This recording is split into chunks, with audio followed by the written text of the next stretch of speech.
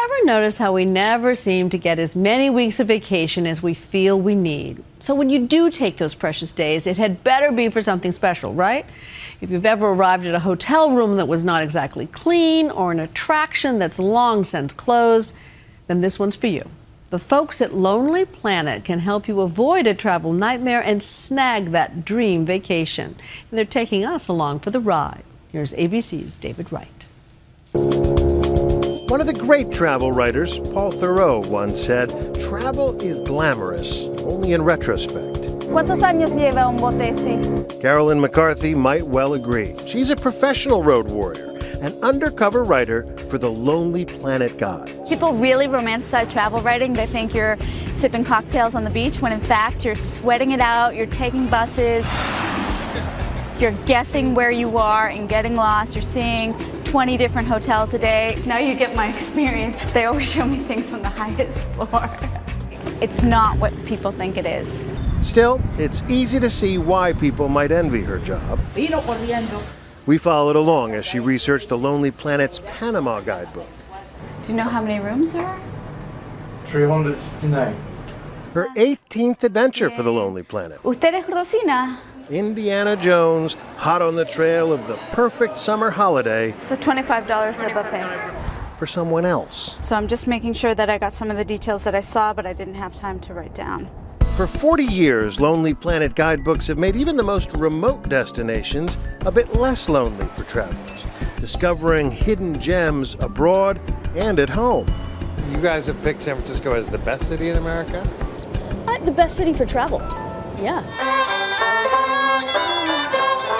That's Allison Bing, another Lonely Planet writer, updating the San Francisco guidebook. We've never met, but I've written about your place in our guidebook for Lonely Planet. Oh, thank you. She showed us where to find the most exotic tea in Chinatown. As you draw air through, you pick up the finish in the back of your mouth.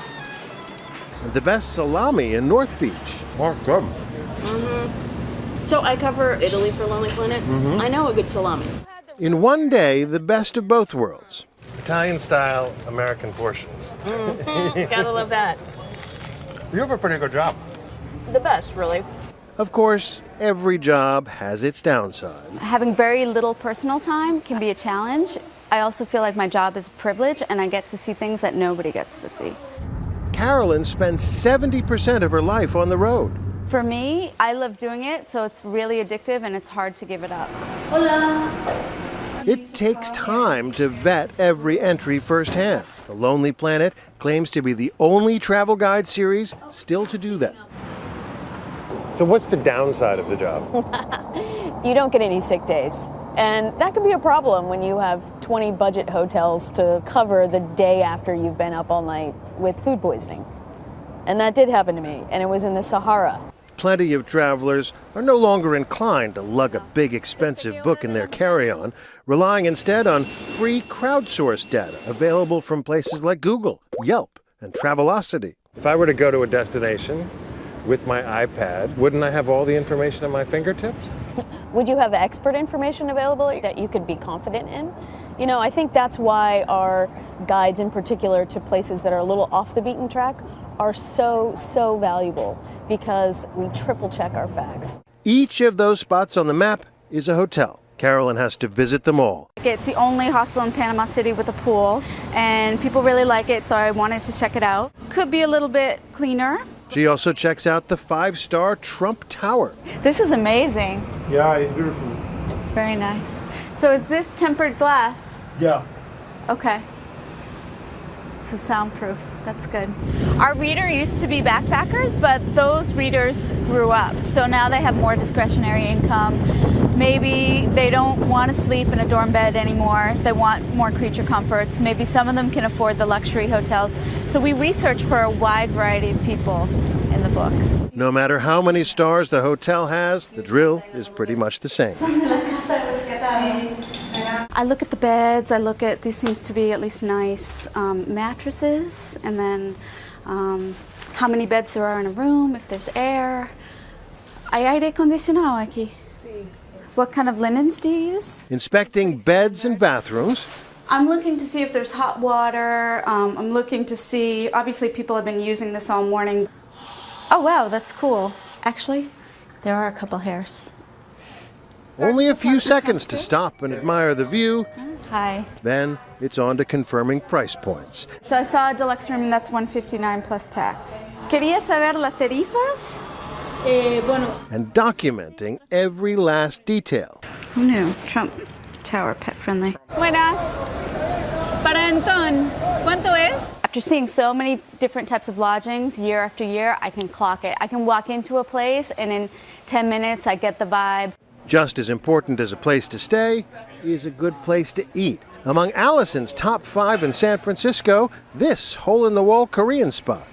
I'm converted to beef tongue by you guys. Let's definitely get that. What really matters to me as a Lonely Planet writer is that people don't waste their time and their money and their vacation on a bad meal or a bad place to stay or a bad experience that they could have avoided otherwise.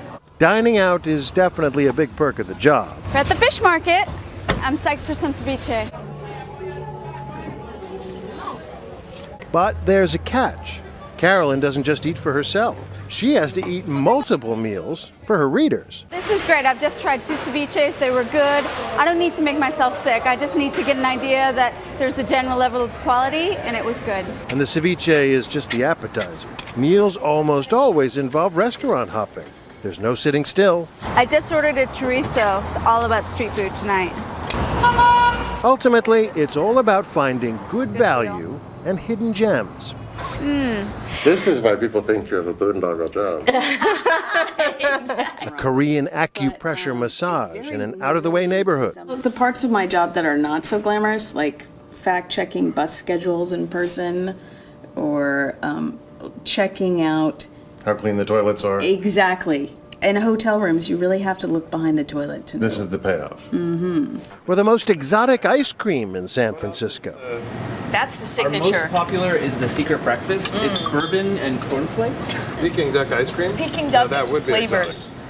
They did have foie gras ice cream, but it's off the menu in It's California. illegal now. So between the Korean acupressure massage and the exotic ice cream, I think you've got a pretty enviable gig. Yeah, not bad. And of course I have to come back and try with every new edition, right? Absolutely. Some experiences don't end up in the book. This is beautiful. I can't believe I'm paddling the Panama Canal. Carolyn paddled off to meet an indigenous tribe, hoping for an exotic new recommendation. This is a Kuna family home, and it's really unusual to see this on camera because usually they don't allow filming. Alas, it ended up not being a side trip she'd recommend. A day like today for me is a little bit frustrating because I want people to have new discoveries and I want to show people new things and I want to take advantage of going off the beaten track, but I don't think this is going to make it into the book because I don't think they're ready for tourism. In the end, their journey is meant to be a jumping off point for the rest of us. Even with its headaches, not a bad job at all. Does it pay well? It's all right. Yeah, it adds up. Where can I apply? The website, the same way I did. Okay, all right. I'm David Wright for Nightline in San Francisco.